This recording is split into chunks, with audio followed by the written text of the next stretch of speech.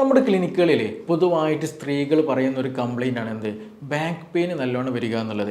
നല്ല രീതിയിൽ back pain വരുന്നുണ്ട്, അതുപോലെ വയറ് കാളിച്ച് നല്ലോണം ഉണ്ട്, അതുപോലെ മുടി കൊഴിച്ചിൽ നല്ലോണം വരിക, അതുപോലെ ഗ്യാസിൻ്റെ പ്രശ്നങ്ങൾ നല്ലോണം വരിക. ഇത് ഒരു കോമൺ ആയിട്ട് എസ്പെഷ്യലി പറയുകയാണെന്നുണ്ടെങ്കിൽ ടീനേജേഴ്സ് ആയിട്ടുള്ള ഒരു 15 വയസ്സിന് ശേഷമുള്ള പെൺകുട്ടികൾ കൂടുതൽ പറയുന്ന കംപ്ലൈൻ്റ് ആണ്. അത് മാത്രമല്ല, ഒരു പൊതുവേ പറയുന്ന അമ്മമാരൊക്കെ വരികയാണെന്നുണ്ടെങ്കിൽ പൊതുവെ പറയുന്ന കംപ്ലൈൻ്റ് ആണ്, ഡോക്ടറെ ഇവൾ തടിക്കുന്നില്ല എന്നുള്ളത്. എത്ര ഭക്ഷണം കഴിച്ചാലും എത്ര നല്ലത് കൊടുത്താലും ഇതൊന്നും തടിമ കാണുന്നില്ല, ഇതൊന്നും തടിമ പിടിക്കുന്നില്ല, ഇതെന്താ ചെയ്യേണ്ടതെന്ന് ചോദിച്ചിട്ട് പലപ്പോഴും വരാറുണ്ട് എന്നുള്ളതാണ്. അപ്പോൾ ഇന്ന് നമ്മൾ ഡിസ്കസ് ചെയ്യാൻ പോകുന്നത് എന്തുകൊണ്ടാണ് ഇങ്ങനെ സ്ത്രീകളിൽ ഈ ഒരു പ്രശ്നം വരുന്നത്, എന്താണ് ഇതിൻ്റെ ബേസിക് ആയിട്ടുള്ള റീസൺ, നമുക്കിതെങ്ങനെ ഇത് മാനേജ് ചെയ്യാൻ കഴിയും. ഒരുപാട് ടെസ്റ്റുകൾ ചെയ്തു, അല്ലെങ്കിൽ ഒരുപാട് ട്രീറ്റ്മെൻറ്റുകൾ എടുത്തു, പക്ഷേ ഇതൊന്നും എന്ത് ചെയ്യുന്നില്ല, പൂർണ്ണമായിട്ട് മാറുന്നില്ല. അപ്പോൾ എന്തുകൊണ്ടാണ് ഇത് വരുന്നത്, ഇതെങ്ങനെ നമുക്ക് മാനേജ് ചെയ്യുന്നതിനെ കുറിച്ചിട്ടാണ് ഇന്നും നമ്മളോട് ഡിസ്കസ് ചെയ്യാൻ പോകുന്നത്. എൻ്റെ പേര് doctor Siraj, medical officer QNB hospital Koduvally. അപ്പോൾ നമ്മുടെ ക്ലിനിക്കുകളിൽ പൊതുവായിട്ട് വരുന്നൊരു സംഗതിയാണ് എന്ത്, ഡോക്ടറെ മുടികൊഴിച്ചിൽ നല്ലോണം ഉണ്ട്, അതുപോലെ ഗ്യാസ്, ഛർദ്ദിക്കാൻ വരുന്ന അവസ്ഥ നല്ലോണം വരിക, നല്ല ക്ഷീണം വരിക എന്നുള്ളത്. പഠിക്കാനൊന്നും കുട്ടിക്ക് താല്പര്യമില്ല, +2-നാണ്, സയൻസാണ് അല്ലെങ്കിൽ കൊമേഴ്സാണ്, മാർക്ക് കുറവാണ്, പഠിക്കാൻ തീരെ താല്പര്യമില്ല. ആദ്യമൊക്കെ നല്ല ഇൻട്രസ്റ്റ് ഉണ്ടായിരുന്നു, പക്ഷേ ഇപ്പോൾ നല്ല ക്ഷീണം പിടിച്ച് കിടപ്പാണ്. ഒരു വൈകുന്നേരം ആയാൽ തന്നെ എന്ത് ചെയ്യും, കുട്ടി ഒരു സൈഡിൽ ഉറങ്ങാൻ പോകുന്ന ടെൻഡൻസി വരിക. ഇങ്ങനെയുള്ള ക്ഷീണം പിടിച്ച പല പ്രയാസങ്ങളും അവർ നമ്മുടെ അടുത്ത് വന്ന് പറയാറുണ്ട് എന്നുള്ളതാണ്. ഇതിനൊരു ബേസിക് റീസൺ എന്ന് പറയുന്നത് പലപ്പോഴും സ്ത്രീകളിൽ പറയാൻ മടിക്കുന്നൊരു സംഗതിയാണ് ലൂക്കോറിയ എന്ന് പറയുന്നത്, അല്ലെങ്കിൽ വെള്ളപ്പോക്ക് എന്ന് പറയുന്നത്. നമ്മുടെ ക്ലിനിക്കലി വരൽ എന്തായിരിക്കും, ഈ പറഞ്ഞതുപോലെ ബാക്ക് പെയിൻ ആണ് ഡോക്ടറെ, മുടി കൊഴിച്ചിലാണ് ഡോക്ടറെ, അല്ലെങ്കിൽ ഗ്യാസിൻ്റെ പ്രശ്നമുണ്ട്, ഛർദ്ദിക്കാൻ വരാണ്, തടി വെക്കുന്നില്ല, ഇങ്ങനെയുള്ള കംപ്ലയിൻസുകളായിട്ടാണ് വരാറ് എന്നുള്ളതാണ്. പക്ഷേ നമ്മൾ ഹിസ്റ്ററി എടുത്ത് അവരെ ഇങ്ങനെ ചോദിച്ചു കഴിക്കുമ്പോൾ അവൾ ലാസ്റ്റ് പറയും എന്ത്, ഡോക്ടറെ ഇങ്ങനൊരു പ്രശ്നം കൂടെ ഉണ്ട് എന്നുള്ളത്. അപ്പോൾ ഇതിൻ്റെയൊക്കെ ഒരു ബേസിക് റീസൺ എന്ന് പറയുന്നത് ലൂക്കോറിയ എന്നുള്ളതാണ് നമ്മൾ ആദ്യം മനസ്സിലാക്കണം. അപ്പോൾ ലൂക്കോറിയ എന്ന് പറയുന്നത് വെള്ളപ്പോക്ക്, അസ്ഥി ഉരുക്കം എന്നൊക്കെ പല രീതിയിലും പല നാടുകളിലും പല രീതിയിലും പറയാറുണ്ട്. അപ്പോൾ ഈ ലൂക്കോറിയ അല്ലെങ്കിൽ വെള്ളപ്പോക്ക്, അസ്ഥി ഉരുക്കം എന്നുള്ളത് ഈ ഒരു സ്ത്രീകളിൽ എന്തുകൊണ്ടാണ് വരുന്നത്, ഇത് നോർമലാണെന്ന് ചില ആളുകൾ പറയുന്നുണ്ട്. ഇത് ഏതൊക്കെ സമയത്ത് നോർമലാകും, ഇത് ഏത് സമയത്ത് നമ്മൾ ട്രീറ്റ്മെൻറ്റ് എടുക്കണം എന്നുള്ളത് നമ്മൾ നിർബന്ധമായിട്ട് മനസ്സിലാക്കേണ്ട സംഗതിയാണ്. അതിൽ ഒന്നാമത് ഈ ഒരു ഫ്ലൂയിഡ് വരുന്നത് സ്ത്രീകളുടെ യോനിയിൽ നിന്നാണ് ഈ ഒരു ഫ്ലൂയിഡ് വരാറുള്ളത്. അപ്പോൾ ഈ ഒരു ഫ്ലൂയിഡ് വരിക എന്ന് വെച്ചിട്ടുണ്ടെങ്കിൽ അത് കോമൺ ആയിട്ട് നടക്കുന്നൊരു സംഗതിയാണ്. അതുകൊണ്ട് ഒരുപാട് പ്രോസസ്സുകൾ അല്ലെങ്കിൽ ഒരുപാട് ഗുണങ്ങൾ നമ്മുടെ ശരീരത്തിൽ കിട്ടുന്നു. അവിടെ ഒരു ഫ്ലൂയിഡ് വരുന്ന കാരണമായിട്ട് യോനി നാളം ക്ലീൻ ആകാനും നല്ല എന്താ പറയുക ഒരു ഫ്ലൂയിഡിറ്റി കിട്ടാനൊക്കെ അത് നന്നായിട്ട് ഹെൽപ്പ് ചെയ്യുന്ന ഒരു സംഗതി കൂടെയാണ്. അപ്പോൾ ഇതുകൊണ്ട് ഒരുപാട് ഗുണങ്ങളുള്ള സംഗതിയാണ് ഇത്. പ്രത്യേകിച്ച് നമ്മൾ നോർമലി ആയിട്ട് ഫിസിയോളജിക്കൽ എന്ത് ചെയ്യും, ഒരു സ്ത്രീയുടെ ശരീരത്തിൽ പലപ്പോഴായിട്ട് ഇത് പ്രൊഡ്യൂസ് ചെയ്യും. അതൊന്നും പ്രശ്നമല്ല, അതൊക്കെ നോർമലി നടക്കുന്നതാണ്. ചില ആളുകൾക്ക് അതും തെറ്റിദ്ധരിക്കാറുണ്ട്, അതും വെള്ളപ്പോക്കാണ് വലിയ പ്രശ്നമാണെന്ന് ധരിക്കാറുണ്ട്. അതിലൊന്ന്, നമ്മൾ പ്യൂബേർട്ടിയുടെ സമയത്ത് ഈ ഒരു കൗമാരപ്രായത്തിലേക്ക് എത്തുന്ന സമയത്ത് മെൻസസ് ഒക്കെ ആ ഒരു പ്രൊഡ്യൂസ് ചെയ്യുന്ന സമയത്ത് പറഞ്ഞതുപോലെ കൂടുതലായിട്ട് സ്ത്രീകളിൽ എന്ത് ചെയ്യും, ലൂക്കോറിയ അല്ലെങ്കിൽ ആ യോനി ദ്രാവകം നല്ല രീതിയിൽ പ്രൊഡ്യൂസ് ചെയ്യും എന്നുള്ളതാണ്.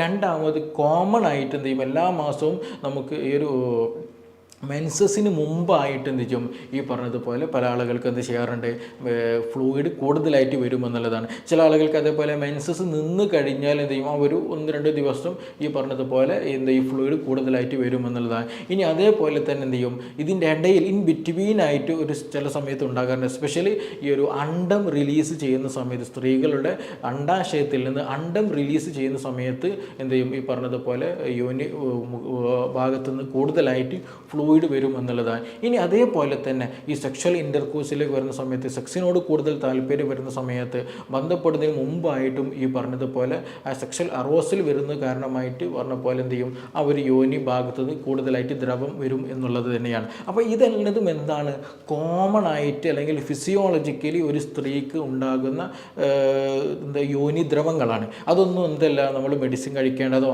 അല്ലെങ്കിൽ കൂടുതൽ വറീഡ് ആകേണ്ടതായിട്ടുള്ള ഒരു കണ്ടീഷനും അതിലില്ല എന്നുള്ളതാണ്. പക്ഷേ അതിലെന്താണ് ഈ ഒരു പറഞ്ഞതുപോലെ വേറെ സ്മെല്ലുകളോ അൺവാണ്ടഡ് സ്മെല്ലുകളോ കളർ ചേഞ്ചുകളോ കാര്യങ്ങളോ ഒന്നും ഇല്ലാത്ത നോർമലി ഉണ്ടാകുന്ന ഒരു പ്രൊഡ്യൂസ് ചെയ്യുന്ന ദ്രവമാണ് ഈ പറഞ്ഞതുപോലെയുള്ള ഈ സമയങ്ങൾ, എസ്പെഷ്യലി മെൻസസിന് മുമ്പ് വരിക അല്ലെങ്കിൽ മെൻസസിന് ശേഷം വരിക, ഇനി അതല്ലെങ്കിൽ പ്രൊഡ്യൂസ് ചെയ്യുന്ന അല്ലെങ്കിൽ അണ്ടം റിലീസ് ചെയ്യുന്ന ആ ഒരു സമയത്ത് വരിക, അല്ലെങ്കിൽ സെക്സിനോട് കൂടുതൽ താല്പര്യം വരുന്ന ആ ഒരു സമയത്ത് കൂടുതലായിട്ട് പ്രൊഡ്യൂസ് ചെയ്യുക. ഇതെല്ലാം എന്താണ് കോമൺ ആയിട്ട് ഉണ്ടാകുന്ന ദ്രവങ്ങളാണ്. ഇതിൽ പ്രശ്നങ്ങളൊന്നുമില്ല ആ ഒരു സമയത്ത് ഉണ്ടാകുക എന്ന് പറഞ്ഞാൽ. ചില ആളുകൾക്ക് എന്ത് ചെയ്യാറുണ്ട്, ഈ ദ്രാവകത്തിൽ ചില മാറ്റങ്ങൾ ഉണ്ടാകുമെന്നുള്ളതാണ്. ചില ആളുകൾക്ക് എന്ത് ചെയ്യും, നല്ല കളർ ചേഞ്ചുകൾ ഉണ്ടാകും. ചില ആൾക്ക് ബ്ലഡി ആയിട്ട് അല്ലെങ്കിൽ ഡാർക്ക് ബ്രൗൺ ഒക്കെ വരും. എസ്പെഷ്യലി ഇപ്പോൾ മിസ്കറേജ് ഒക്കെ വന്ന സമയത്ത്, ഇപ്പോൾ പ്രഗ്നൻ്റ് ആയിട്ട് ഫസ്റ്റത്തെ മന്ത് അല്ലെങ്കിൽ സെക്കൻഡ് മന്ത് എന്ത് ചെയ്യാൻ അത് എന്ത് ചെയ്യും, ബോഡിയിൽ നിൽക്കാതെ അത് മിസ്കറേജ് സംഭവിക്കുകയാണെന്നുണ്ടെങ്കിൽ അതിൻ്റെ അടയാളമായിട്ട് ചിലപ്പോൾ എന്ത് യോനി ദ്രവത്തിലൂടെ ഈ പറഞ്ഞതുപോലെയുള്ള ബ്രൗണിഷ് ആയിട്ട് അല്ലെങ്കിൽ ബ്ലഡിഷ് ആയിട്ട് എന്ത് ചെയ്യും ഈ ദ്രവം വരും എന്നുള്ളതാണ്. ഇനി മറ്റൊന്നെന്ന് ചോദിച്ചിട്ടുണ്ടെങ്കിൽ പീരീഡ്സിനോട് അനുബന്ധിച്ചുണ്ടാകുന്ന ഈ പറയുന്ന ദ്രവം വരുന്ന സമയത്ത് എന്ത് യോനിയിലൂടെ ആ ദ്രവം പുറപ്പെടുമ്പോൾ ഈ പറഞ്ഞതുപോലെയുള്ള ബ്ലഡിഷ് ആയിട്ട് അല്ലെങ്കിൽ ഡാർക്കിഷ് ആയിട്ടുള്ള രക്തം മിക്സ് ചെയ്തു വരുന്നത് കൊണ്ട് അതിൻ്റെ ഒരു കളർ ചേഞ്ച് ഉണ്ടാകുമെന്നുള്ളതാണ്. ചില ആളുകൾക്ക് എന്ത് ചെയ്യും, ഫംഗൽ ഇൻഫെക്ഷൻ വരും. ചില ആളുകൾ ബാക്ടീരിയൽ ഇൻഫെക്ഷനൊക്കെ വന്നു കഴിഞ്ഞാൽ ഇതിലെന്ത് ചെയ്യും, കളർ നല്ല മാറ്റണം. ചിലവർക്ക് നല്ല യെല്ലോയിഷ് കളർ വരും, അല്ലെങ്കിൽ ഗ്രീനിഷ് കളർ വരിക, അല്ലെങ്കിൽ മറ്റു പല കളർ ചേഞ്ചുകൾ എന്ത് ചെയ്യും, വേരിയൻസുകൾ കാണുമെന്നുള്ളതാണ്. അത് മാത്രമല്ല അതിന് കൂടെ എന്ത് സംഭവിക്കാറുണ്ട്, ഈ പറഞ്ഞതുപോലെ നല്ല ഫോൾസ് സ്മെല്ലും ചിലപ്പോൾ ഉണ്ടാകുമെന്നുള്ളതാണ്. ഫംഗൽ ഇൻഫെക്ഷനൊക്കെ ആണെന്നുണ്ടെങ്കിലൊക്കെ പൊതുവായിട്ട് കണ്ടുവരുന്ന സംഗതിയാണ്. അപ്പോൾ ഈ ഫോൾസ് സ്മെല്ല് വരിക, നല്ല ബാഡ് സ്മെല്ല് വരിക, അതേപോലെ തന്നെ അതിൻ്റെ ഒരു തിക്നെസ്സിലൊക്കെ നല്ലോണം മാറ്റം വരിക, അതേപോലെ തന്നെ കളർ ചേഞ്ചുകൾ കൂടുതലായിട്ട് മാറ്റി വരിക, ഇത് പൊതുവായിട്ട് ഉണ്ടാകുന്ന കംപ്ലയിൻസുകളാണ്. അപ്പോൾ ഇങ്ങനെയുള്ള പ്രശ്നങ്ങൾ ഉണ്ടോ എന്നുള്ളത് നമ്മൾ നിർബന്ധമായിട്ട് നോക്കണം. അത് എപ്പോഴും എന്ത് ചെയ്യും, പല സമയങ്ങളിലും പുറപ്പെടാതിരിക്കാം. പക്ഷേ എന്താണ് ഈ പറഞ്ഞ കളർ ചേഞ്ചുകൾ, അതേപോലെ തിക്നെസ്സിൽ മാറ്റങ്ങൾ വരിക, അതേപോലെ തന്നെ സ്മെല്ലിൽ മാറ്റം വരുന്നുണ്ടെങ്കിൽ നിർബന്ധമായിട്ടും ഇൻഫെക്ഷൻ ആണോ എന്നുള്ളത് നമ്മൾ നിർബന്ധമായിട്ട് പരിഗണിക്കേണ്ട സംഗതിയാണ്. ഇല്ല എന്നുണ്ടെങ്കിൽ അത് മറ്റു പല ഗർഭപാത്രം വരെ പ്രയാസപ്പെടുത്തുന്ന രീതിയിൽ ഇൻഫെക്ഷൻ കൂടാനുള്ള സാധ്യത വളരെ വളരെ കൂടുതലാണെന്നുള്ളത് നമ്മൾ നിർബന്ധമായിട്ട് മനസ്സിലാക്കുക. ഇനി ഇതിൻ്റെ കൂടെ തന്നെ എന്ത് ചെയ്യും, ഈ ദ്രവങ്ങൾ വരുന്ന സമയത്ത് ഇൻഫെക്ഷൻ ഉണ്ടാകുന്ന സമയത്ത് എന്ത് ചെയ്യും, സ്ത്രീകൾക്ക് അവിടെ ഇച്ചിങ് കൂടുതലായിട്ട് വരിക. ചില ആൾക്ക് നല്ല ഇൻഫെക്ഷൻ കാരണം പറ്റി പനി വരും, നല്ല കുളിര് വരിക, നല്ല ക്ഷീണം വരിക, ഛർദ്ദിക്കാൻ വരിക, ഭക്ഷണത്തോട് തീരെ താല്പര്യമില്ലാത്ത അവസ്ഥകൾ, ചില സമയത്ത് നല്ല പനി തന്നെ ഉണ്ടാകുമെന്നുള്ളത് തന്നെയാണ്. അപ്പോൾ അതേപോലെ എന്ത് ചെയ്യും, ഈ ഒരു പീരീഡ്സിലൊക്കെ ബുദ്ധിമുട്ടുകൾ വരിക, നല്ല പെയിൻഫുള്ളായിട്ട് യൂറിനേഷൻ വരിക, ഇങ്ങനെയുള്ള പല പ്രയാസങ്ങളും എന്ത് ചെയ്യും ഇങ്ങനെയുള്ള സ്ത്രീകളിൽ ഉണ്ടാകുമെന്നുള്ളതാണ്. അപ്പോൾ അങ്ങനെയൊക്കെ നമുക്ക് അസുഖങ്ങൾ ബുദ്ധിമുട്ടുകൾ വന്നു കഴിഞ്ഞാൽ നിർബന്ധമായിട്ടും ഡോക്ടറെ കണ്ടിട്ട് ടെസ്റ്റുകൾ നടത്തിയിട്ട് എന്ത് ചെയ്യണം, അതിന് വേണ്ട ആൻറ്റിബയോട്ടിക്കലായിട്ടുള്ള കാര്യങ്ങൾ ട്രീറ്റ്മെൻറ്റ് എടുക്കണം എന്നുള്ളത് തന്നെയാണ്. ഇനി ഇത് എന്തുകൊണ്ട് വരും എന്ന് ചോദിച്ചിട്ടുണ്ടെങ്കിൽ ഒരുപാട് കാരണങ്ങളുണ്ട്. അതിൽ ഒന്ന് നമുക്ക് പറയാനുള്ളത് ഡയബറ്റിക് ഉള്ള ആളുകൾ, സ്ത്രീകളിൽ ഷുഗർ നിങ്ങൾക്ക് കൂടുതൽ ഉണ്ടെന്നുണ്ടെങ്കിൽ എന്ത് ചെയ്യും, പെട്ടെന്ന് ഇൻഫെക്ഷൻ വരുമെന്നുള്ളതാണ്. നമ്മുടെ ശരീരം നമുക്കറിയാം, ഡയബറ്റിക് വന്നു കഴിഞ്ഞാൽ ടോട്ടലി നമ്മുടെ എന്ത് ചെയ്യും, നമ്മുടെ ബോഡി വീക്കായി പോകും, ഇമ്മ്യൂണിറ്റി ഡൗൺ ആകും, മെറ്റബോളിസം കംപ്ലീറ്റ് ഡാമേജ്ഡ് ആയി കളയും, പെട്ടെന്ന് ഇൻഫെക്ഷൻ വരും എന്നുള്ളതാണ്. അപ്പോൾ അതുകൊണ്ട് തന്നെ ഡയബറ്റിക് ഉള്ള ആളുകൾക്ക് ഈ പറഞ്ഞതുപോലെ എന്ത് ചെയ്യും, യോനി ദ്രവം മാറാനും എന്തെങ്കിലും ഫംഗൽ ഇൻഫെക്ഷനോ ബാക്ടീരിയൽ ഇൻഫെക്ഷനോ വരാനുള്ള സാധ്യത വളരെ വളരെ കൂടുതലാണ്. ഇനി മറ്റൊരു കാരണം എന്താണെന്ന് ചോദിക്കുകയാണെന്നുണ്ടെങ്കിൽ ചെറിയ കുട്ടികൾക്കും അല്ലെങ്കിൽ യങ്ങസ്റ്റ് ആയിട്ടുള്ള ആളുകൾ കൂടുതൽ വരാനുള്ള ഒരു പ്രധാന റീസൺ എന്ന് വെച്ചിട്ടുണ്ടെങ്കിൽ സ്ട്രെസ്സാണ്. മാനസിക സമ്മർദ്ദമുള്ള ആളുകൾക്ക് ഇമ്മ്യൂണിറ്റി വീക്ക് ആവുകയും അതുമൂലം ഈ പറഞ്ഞതുപോലെ എന്ത് ചെയ്യും, ലൂക്കോറിയ പോലെയുള്ള അല്ലെങ്കിൽ ഇൻഫെക്റ്റഡ് ആയിട്ടുള്ള ഈ ഒരു ഫ്ലൂയിഡ് പോകാനുള്ള സാധ്യത വളരെ വളരെ കൂടുതലാണ്. അപ്പോൾ നമ്മളെപ്പോഴും എന്ത് ചെയ്യും, മാനസികമായിട്ടുള്ള ഹെൽത്ത് നമ്മളെപ്പോഴും കീപ്പ് ചെയ്യുക. എക്സസൈസ് പോലെയുള്ള യോഗ പോലെയുള്ള മൈൻഡ് കോൺസെൻട്രേഷൻ ചെയ്യാൻ പറ്റാവുന്ന, മൈൻഡ് ഫ്രീ ആക്കാൻ പറ്റുന്ന ഗെയിംസുകൾ കാര്യങ്ങൾ എപ്പോഴും എൻഗേജ്ഡ് ആക്കാൻ നമ്മൾ നിർബന്ധമായിട്ട് ശ്രദ്ധിക്കേണ്ടതുണ്ട്.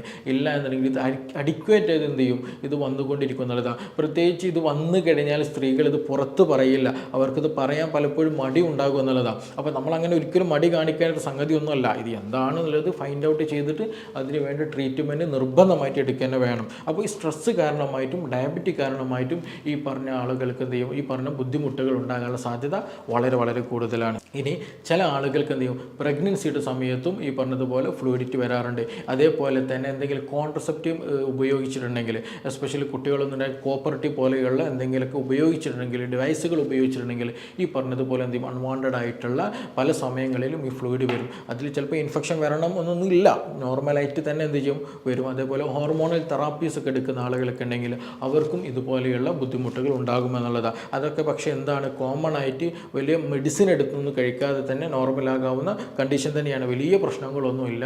അപ്പോൾ എപ്പോഴും എന്ത് ചെയ്യുക, നമ്മൾ അവെയർ ആയിരിക്കുക ഇങ്ങനെയൊരു പ്രശ്നങ്ങളുണ്ടോ, ഇനി മെഡിസിൻ എടുക്കേണ്ട കണ്ടീഷനാണോ എന്നുള്ളത് മാത്രം മനസ്സിലാക്കുക, ഒരു നിർദ്ദേശം സ്വീകരിക്കുക എന്നുള്ളതാണ്. ഇനി കൂടുതലായിട്ട് നിങ്ങൾ ആൻറ്റിബയോട്ടിക്കുകളൊക്കെ എടുക്കുന്നുണ്ടെങ്കിൽ, എന്തെങ്കിലും ഒരു അസുഖം വന്നിട്ട് ഒരു ആൻറ്റിബയോട്ടിക് കോഴ്സുകൾ നിങ്ങൾ കൂടുതൽ അൺവാണ്ടഡ് ആയിട്ടൊക്കെ എടുക്കുകയാണെങ്കിൽ പ്രത്യേകിച്ച് എന്ത് സംഭവിക്കും, ബോഡിയിൽ ഇൻഫെക്ഷനുള്ള സാധ്യത കൂടുമെന്നുള്ളത്. എസ്പെഷ്യലി ഈസ്റ്റ് പോലെയുള്ള ഇൻഫെക്ഷൻ എന്ത് ചെയ്യും, ഇത് ബാധിക്കാനുള്ള സാധ്യത വളരെ കൂടുതലാണ്. അപ്പോൾ കൂടുതലായിട്ട് നിങ്ങൾ ആൻറ്റിബയോട്ടിക്കുകൾ ഒരു ഡോക്ടർ നിർദ്ദേശത്തോടെ അല്ലാതെ നിങ്ങൾ സ്വന്തമായിട്ട് ട്രീറ്റ്മെൻ്റ് ഒക്കെ തുടങ്ങുന്നുണ്ടെങ്കിൽ, അല്ലെങ്കിൽ സ്വന്തമായിട്ട് ട്രീറ്റ്മെൻറ്റ് ചെയ്തിട്ടുണ്ടെങ്കിൽ ഇതുപോലെയുള്ള ഇൻഫെക്ഷന് സാധ്യത വളരെ കൂടുതലാണ് എന്നുള്ളതാണ്. അപ്പോൾ ഇങ്ങനെയുള്ള കളർ ചേഞ്ചുകൾ, സ്മെല്ല് ചേഞ്ചുകൾ, ഇൻഫെക്ഷന് കാര്യങ്ങളുണ്ടെങ്കിൽ ആദ്യം ചെയ്യേണ്ടതാണ് ഈ പറഞ്ഞതുപോലെയുള്ള സ്പെസിഫിക് ആയിട്ടുള്ള ട്രീറ്റ്മെൻറ്റുകൾ നമ്മൾ നിർബന്ധമായിട്ടും എടുക്കണം എന്നുള്ളതാണ്. ഇനി ഡോക്ടറെ ഇതൊന്നും എനിക്കില്ല, എനിക്ക് കളർ ചേഞ്ച് ഇല്ല, അല്ലെങ്കിൽ സ്മെല്ലിൽ പ്രശ്നങ്ങളൊന്നുമില്ല, പക്ഷേ എന്തുണ്ട് എപ്പോഴും ഇത് വന്നിട്ടുണ്ട്, അല്ലെങ്കിൽ എനിക്ക്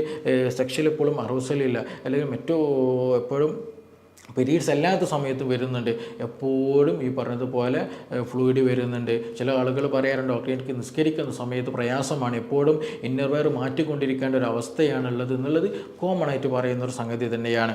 അപ്പോൾ എന്തുകൊണ്ടാണ് ഇങ്ങനെ ആളുകളിൽ ഒരു പ്രയാസം വരുന്നത് ചോദിച്ചിട്ടുണ്ടെങ്കിൽ അവരുടെ മെറ്റബോളിസം പ്രോപ്പർ അല്ലാത്തത് കൊണ്ടാണെന്നാണ് നമുക്ക് സിമ്പിളായിട്ട് പറയാം.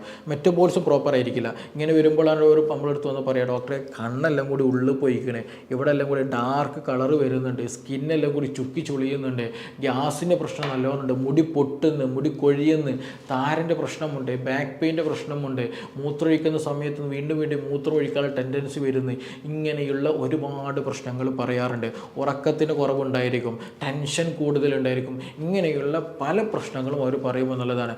അങ്ങനെയുള്ള ആളുകളെ നിങ്ങൾക്ക് ബോഡി തടിക്കണമെന്ന് താല്പര്യമുണ്ട്, നല്ല ഹെൽത്തി ആയിട്ട് പോകണം താല്പര്യമുണ്ടെങ്കിൽ നിർബന്ധമായിട്ടും ഈ പറയുന്ന കാര്യങ്ങൾ നിങ്ങൾ എന്ത് ചെയ്യണം, ജീവിതത്തിൽ പാലിക്കാൻ ശ്രമിക്കുക എന്നുള്ളത് തന്നെയാണ്. ഇത് പാലിച്ചാൽ തന്നെ എന്ത് ചെയ്യുക, നിങ്ങളൊരു മെഡിസിൻ എടുക്കാതെ തന്നെ എന്ത് ചെയ്യുക, നമുക്ക് നല്ലൊരു ലൈഫ് സ്റ്റൈലിലേക്ക് മടങ്ങാൻ, നല്ലൊരു ഹെൽത്തി ആയിട്ടുള്ള വെയിറ്റിലേക്ക് മടങ്ങാൻ കഴിയും. ഈ ഒരു പറഞ്ഞത് ലുക്കോറിൻ്റെ പ്രശ്നങ്ങൾ കംപ്ലീറ്റ് മാറ്റാൻ കഴിയും, നല്ല ഹൈജീനിക് ആയിട്ടുള്ള നല്ലൊരു ഹെൽത്തി ആയിട്ടുള്ള ലൈഫ് സ്റ്റൈലിലേക്ക് മാറ്റാൻ കഴിയും എന്നുള്ളത് തന്നെയാണ്. അതിലാദ്യം നിങ്ങൾ ചെയ്യേണ്ടത് ഭക്ഷണ സമയത്ത് കഴിക്കുക എന്നുള്ളതാണ്. ഈ പലപ്പോഴും പെൺകുട്ടികൾ എന്ത് ചെയ്യും, അല്ലെങ്കിൽ സ്ത്രീകൾ പൊതുവെ ചെയ്യുന്നത് എല്ലാ പണികളും കഴിഞ്ഞിട്ട് ഭക്ഷണം കഴിക്കുക, അല്ലെങ്കിൽ എൻ്റെ പഠനം കഴിഞ്ഞിട്ട് ഭക്ഷണം കഴിക്കുക, സ്കൂളുണ്ട് ട്യൂഷൻ ഉണ്ട് എന്ന് പറഞ്ഞിട്ട് എന്ത് ചെയ്യും, ഭക്ഷണം കഴിക്കാതെ സ്കൂളിലേക്ക് പോവുക. ഇങ്ങനെ ഉള്ളൊരു കണ്ടീഷനായിട്ട് എന്ത് ചെയ്യും, ആളുകൾ, കുട്ടികൾ, സ്ത്രീകൾ വീക്കായി പോകുമെന്നുള്ളത് തന്നെയാണ്. അപ്പോൾ അതുകൊണ്ട് തന്നെ അവരുടെ ശരീരത്തിൽ ഹോർമോണൽ ഇംബാലൻസ് നന്നായിട്ട് വരും, തൈറോയിഡ് പോലെയുള്ള പ്രശ്നങ്ങൾ വരും, ഈസ്ട്രോജൻ പ്രൊജസ്ട്രോളൊക്കെ നല്ല വേരിയേഷൻസ് വരും. ചില ആളുകൾക്ക് പീരീഡ്സൊക്കെ ഇംബാലൻസിലാകാനുള്ള പ്രധാന റീസൺ എന്ന് പറയുന്നത് ഈ ഒരു വേണ്ട ഫുഡുകൾ കഴിക്കില്ല, അത് വേണ്ട സമയത്ത് കഴിക്കില്ല എന്നുള്ളത് തന്നെയാണ്. അത് കാരണമായിട്ട് എന്ത് ചെയ്യും, ഗ്യാസ്ട്രിക് ഇഷ്യൂസുകൾ നല്ലോണം, ഹൈപ്പർ അസിഡിറ്റി നല്ലോണം പ്രശ്നങ്ങളുണ്ടാകും, മൈഗ്രെയിൻ പോലെ പ്രശ്നങ്ങളുണ്ടാകും. ശരിയായ രീതിയിൽ നമ്മുടെ ശരീരത്തിൽ വേണ്ട സിങ്ക്, അതുപോലെ കാൽസ്യം, അതുപോലെ വൈറ്റമിൻ സി ഒന്നും ലഭിക്കാത്തത് മൂലമായിട്ട് മുടി കൊഴിച്ചൽ, മുടി പൊട്ടൽ, മുടിയുടെ ആ ഒരു തിക്നെസ് ഒക്കെ നഷ്ടപ്പെടുന്ന കണ്ടീഷൻ പല ആളുകൾക്കും ഉണ്ടാകും. അതേപോലെ തന്നെയാണ് കൈകാലുകളിൽ പെയിൻ വരിക, കാൽസ്യം ഡെഫിഷ്യൻസി നല്ലോണം ഉണ്ടായിരിക്കും, അതുപോലെ വൈറ്റമിൻ ഡി ഡെഫിഷ്യൻസി നല്ലോണം ഉണ്ടായിരിക്കും എന്നുള്ളതാണ്. അപ്പോൾ നമ്മൾ സമയത്തിന് എന്ത് ചെയ്യുക, ഭക്ഷണം കഴിക്കാൻ ശ്രദ്ധിക്കുക, നല്ല രീതിയിൽ എന്ത് ചെയ്യണം, വേണ്ടതൊക്കെ കഴിക്കണം, എന്തെങ്കിലും ഒഴിവാക്കുകയൊന്നും ചെയ്യേണ്ട ആവശ്യമില്ല. പക്ഷേ എന്ത് ചെയ്യുക, കഴിക്കുമ്പോൾ ബേക്കറി ഐറ്റംസുകൾ കംപ്ലീറ്റ് ഒഴിവാക്കിക്കണം. ചില കുട്ടികൾക്ക് കൂടുതൽ ലൈസ് പോലെയുള്ള പ്രൊഡക്റ്റുകൾ കൂടുതൽ കഴിക്കുക, കൂടുതൽ മിക്സറുകൾ, അല്ലെങ്കിൽ കൂടുതൽ അങ്ങനത്തെ ബേക്കറി ഐറ്റംസുകൾ എന്ത് ചെയ്യുക, അത് അമിതമായിട്ട് കഴിക്കുന്ന ശീലങ്ങളുണ്ടെങ്കിൽ അതൊക്കെ നിർബന്ധമായിട്ടും ഒഴിവാക്കണം. ഫ്രൂട്ട്സ് ആൻഡ് വെജിറ്റബിൾസ് നന്നായിട്ട് കഴിക്കാൻ ശ്രദ്ധിക്കുക എന്നുള്ളതാണ്. കാരണം നമ്മുടെ ശരീരത്തിന് വേണ്ട മിനറൽസുകൾ, വൈറ്റമിൻസുകൾ കാര്യങ്ങളൊക്കെ ലഭിക്കുന്നത് ഈ പറയുന്ന ഫ്രൂട്ട്സ് ആൻഡ് വെജിറ്റബിൾസുകളിലൂടെയാണ്. അപ്പോൾ അത് നമ്മൾ നിർബന്ധമായിട്ട് കഴിക്കുക. അതുപോലെ ചിക്കൻ, ഒരുപാട് സ്ത്രീകൾ, പെൺകുട്ടികൾ പലപ്പോഴും പറയുന്ന കംപ്ലയിൻ്റ് ആണ്, അല്ലെങ്കിൽ അവർ ഹിസ്റ്ററി എടുക്കുമ്പോൾ നമുക്ക് മനസ്സിലാകുന്ന സംഗതിയാണ്, ചിക്കൻ നല്ലോണം അഡിക്റ്റഡ് ആയിരിക്കും എന്നുള്ളതാണ്. ഭക്ഷണം കഴിക്കണം എന്നുണ്ടെങ്കിൽ ചിക്കൻ ഇല്ലാണ്ട് കഴിക്കൂല എന്നുള്ള ടെൻഡൻസി ഇന്നും നമ്മുടെ കേരളത്തിൽ പല വീടുകളും നടക്കുന്നൊരു സംഗതിയാണ്. ഒരിക്കലും നിങ്ങളങ്ങനെ ചെയ്യരുത്. ആവശ്യത്തിന് കഴിക്കുക. എസ്പെഷ്യലി അവർക്ക് ബ്രോസ്റ്റ് വേണ്ടി വരും, അൽഫാം വേണ്ടി വരും, തന്തൂരി വേണ്ടി വരും എന്നുള്ളതൊക്കെ തന്നെയാണ്. അതൊരിക്കലും ചെയ്യരുത്. നിങ്ങൾ നിങ്ങൾക്ക് ചിക്കൻ കഴിക്കണം എന്നുണ്ടെങ്കിൽ മിതമായ തോതിൽ എന്താ ആഴ്ചയിൽ 2-3 ദിവസമൊക്കെ കുറഞ്ഞ എമൗണ്ട് ആവശ്യത്തിന് മാത്രം എന്ത് ചെയ്യുക, കറി വെച്ചിട്ടോ അല്ലെങ്കിൽ മന്തിയിലൊക്കെ ഉണ്ടാക്കുന്ന കുഴിമന്തിയിലൊക്കെ ഉണ്ടാക്കുന്ന നമ്മൾ പുഴുങ്ങിയ ചിക്കനൊക്കെ ഉണ്ടല്ലോ അങ്ങനെയൊക്കെ മാത്രം എടുക്കാൻ ശ്രദ്ധിക്കുക, അതും മിതമായ തോതിൽ. അതേസമയം ഭക്ഷണത്തിൽ നമ്മുടെ പാലുൽപ്പന്നങ്ങളൊക്കെ കൂട്ടുക എന്നുള്ളതാണ്. ഫ്രൂട്ട്സ് വെജിറ്റബിൾസിന് കൂടെ തന്നെ എന്ത് ചെയ്യുക, പാല്, തൈര്, മോര് പോലെയുള്ളതൊക്കെ കൂട്ടുക. പക്ഷേ എന്ത് ശ്രദ്ധിക്കണം, സുറുക്ക് നിങ്ങൾ ഒഴിവാക്കണം. ഉപ്പിലിട്ടതും എരിവുള്ളതുമായിട്ടും അതുപോലെ കരിച്ചതും വറുത്തതുമായിട്ടുള്ള എല്ലാ ഭക്ഷണ പദാർത്ഥങ്ങളും നിങ്ങൾ നിർബന്ധമായിട്ടും ഒഴിവാക്കുക. നല്ല രീതിയിൽ വെള്ളം കുടിക്കുക എന്നുള്ളതാണ്. അപ്പോൾ ഇങ്ങനെയൊക്കെ ചെയ്യുമ്പോൾ തന്നെ നമ്മുടെ ശരീരത്തിന് വേണ്ടിയിട്ട് അത്യാവശ്യമായിട്ട് വേണ്ടിയിട്ടുള്ള ജലാംശം ലഭിക്കും, വൈറ്റമിൻസ് ലഭിക്കും, മിനറൽസ് ലഭിക്കും, നമ്മുടെ ഹോർമോൺ മെറ്റബോളിസം പ്രോപ്പറായിട്ട് വരും, നമുക്ക് ദഹന പ്രക്രിയ പ്രോപ്പറായിട്ട് വരും, മുടി കൊഴിച്ചിൽ, മുടി പൊട്ടൽ, ഉറക്കമില്ലാത്ത പ്രശ്നങ്ങൾ, ശോധനവുമായി ബന്ധപ്പെട്ട പ്രശ്നങ്ങൾ, ഗ്യാസ് സംബന്ധമായ പ്രശ്നങ്ങൾ, ഇങ്ങനെയുള്ള ഒട്ടുമിക്ക എല്ലാ അസുഖങ്ങളും നമുക്ക് പൂർണ്ണമായിട്ടും മാറ്റാൻ കഴിയുമെന്നുള്ളതാണ്. അപ്പോൾ ഇങ്ങനെയുള്ള ലൂക്കോറിയ പ്രശ്നമുള്ള ആളുകൾ, തടിയൊക്കെ കുറഞ്ഞ ആളുകൾ എന്ത് ചെയ്യുക, ഈ പറയുന്ന പോലെ ഭക്ഷണങ്ങൾ ക്രമീകരിക്കുക, സമയത്തിന് ഉറങ്ങാൻ കൂടെ ശ്രദ്ധിക്കേണ്ടതുണ്ട്. പല ആളുകളും ഇന്നെന്തെയും ഫോൺ അമിതമായിട്ട് ചാറ്റ് ചെയ്തിട്ടോ കോളിങ് ചെയ്തിട്ടൊക്കെ എന്ത് ചെയ്യും, സമയം ഉറങ്ങാതെ എക്സ്റ്റെൻഡ് ചെയ്യുന്ന ഒരു ശീലം ഇന്ന് പൊതുവാണ്. രാത്രി ഡോക്ടറെ എപ്പോഴാണ് കിടക്കലെന്ന് ചോദിച്ചിട്ടുണ്ടെങ്കിൽ ഡോക്ടർ ഞാനൊരു 10 മണിക്ക് കിടക്കും, രാവിലെ 5 മണിക്ക് എഴുന്നേൽക്കും, 4 മണിക്ക് പഠിക്കാൻ വേണ്ടി എഴുന്നേൽക്കും എന്നുള്ളതാണ്. പക്ഷേ രാത്രി 10 മണിക്ക് കിടക്കും എന്നുള്ളത് ഓക്കെയാണ്, പക്ഷേ ഉറങ്ങൽ എപ്പോഴായിരിക്കും, 1 മണി 2 മണിക്കായിരിക്കും. കാരണം ഇത് ഫോണോ എന്തെങ്കിലുമൊക്കെ ആയിട്ട് ഇങ്ങനെ ടൈം റീൽസ് കണ്ടിട്ടോ ഷോർട്സ് കണ്ടിട്ടോ സ്ക്രോൾ ചെയ്ത് പോയിട്ട് എന്ത് ചെയ്യും, സമയം ഒരുപാട് വൈകും എന്നുള്ളതാണ്. അപ്പോൾ ഉറക്കം കുറവ് കാരണമായിട്ടും ഈ പറഞ്ഞ പോലെ നമ്മുടെ സർക്കേഡിയൽ റിതം, നമ്മുടെ ശരീരത്തിൻ്റെ പ്രോപ്പറായിട്ടുള്ള മെറ്റബോളിസം കംപ്ലീറ്റ് ഡാമേജ്ഡ് ആവുകയും ഈ പറഞ്ഞതുപോലെയുള്ള പല ബുദ്ധിമുട്ടുകളും നമ്മുടെ ലൈഫ് സ്റ്റൈൽ കംപ്ലീറ്റ് മാറും എന്നുള്ളത് തന്നെയാണ്. അപ്പോൾ നമ്മൾ ഈ ഒരു കാര്യം ശ്രദ്ധിക്കുക, നമ്മൾ ഭക്ഷണം, വെള്ളം, മറ്റു കാര്യങ്ങളൊക്കെ ഹൈജീനിക്കായി കൊണ്ടെടുക്കുക. അങ്ങനെ നിങ്ങൾ പ്രോപ്പറായിട്ട് കൊണ്ട് നടക്കുകയാണെന്നുണ്ടെങ്കിൽ ഈ പറഞ്ഞ പ്രശ്നം നമുക്ക് പ്രോപ്പറായിട്ട് നല്ല കംപ്ലീറ്റ് മാറ്റാൻ പറ്റുന്നത് തന്നെയാണ്. അപ്പോൾ നിങ്ങളുടെ ഈ ലൂക്കോറിയയുടെ ബുദ്ധിമുട്ടിൽ എന്തെങ്കിലും ഇൻഫെക്ഷൻ ഉണ്ടോ എന്നുള്ളത് ഫൈൻഡ് ഔട്ട് ചെയ്യണം. എന്നിട്ട് അതിന് പ്രോപ്പറായിട്ട് ട്രീറ്റ്മെൻറ്റ് എടുക്കണം. അല്ലെങ്കിൽ അതിൽ ഇൻഫെക്ഷൻ ഒന്നുമില്ല, ഇത് കൂടുതലായിട്ട് വരുന്നുണ്ട്, മെറ്റബോളിസം ഡാമേജ്ഡ് ആയിട്ടാണെന്നുണ്ടെങ്കിൽ എന്ത് ചെയ്യണം, ഈ പറഞ്ഞതുപോലെ ഭക്ഷണം, ഉറക്കം, മറ്റു കാര്യങ്ങൾ നിങ്ങൾ പ്രോപ്പറായിട്ട് കൊണ്ടുവെടുക്കുക. അങ്ങനെയാണെന്നുണ്ടെങ്കിൽ വലിയൊരു ശതമാനം നിങ്ങൾക്ക് മെഡിസിൻ ഒന്നും എടുക്കാതെ തന്നെ എന്ത് ചെയ്യാം, നല്ല രീതിയിൽ ഒരു ലൈഫ് സ്റ്റൈൽ, നല്ലൊരു ഹെൽത്തി ആയിട്ടുള്ള ഒരു ജീവിതത്തിൽ നിങ്ങൾക്ക് മാറാൻ കഴിയും എന്നുള്ളതാണ്. അപ്പോൾ ഇതുമായി ബന്ധപ്പെട്ടിട്ട് എന്തെങ്കിലുമൊക്കെ സംശയം ഉണ്ടെങ്കിൽ, കൂടുതൽ അറിയണമെന്നുണ്ടെങ്കിൽ താഴെ തന്നിട്ടുള്ള നമ്പറിൽ ബന്ധപ്പെടാം. നമുക്ക് മറ്റൊരു വിഷയവുമായി ബന്ധപ്പെട്ട് വീണ്ടും കാണാം. താങ്ക്